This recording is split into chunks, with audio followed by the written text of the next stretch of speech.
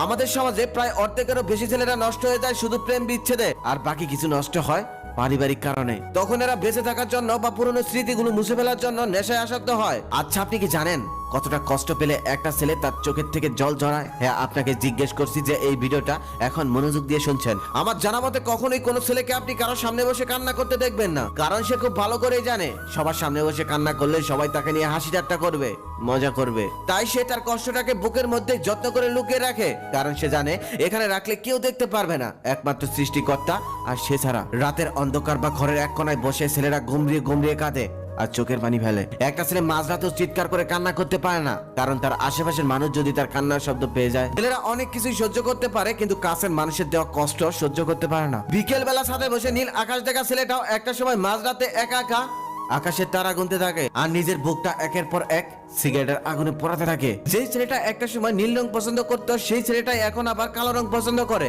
এখন তার পছন্দে পরিবর্তন এসে গেছে, কারণ তার ভালোবাসার মানুষটার পছন্দের রং ছিল নীল, আর সেই মানুষটা তাকে ছেড়ে চলে গেছে।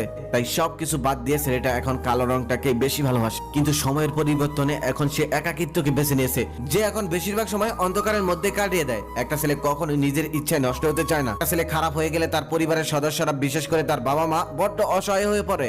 সংসারে তো অশান্তি নেমে আসেই, সমাজকে মুখ দেখাতেও কষ্ট হয়। এটা আপনি আজ বুঝবেন না, সেদিন বুঝবেন যেদিন আপনিও কোনো সন্তানের মা হবেন।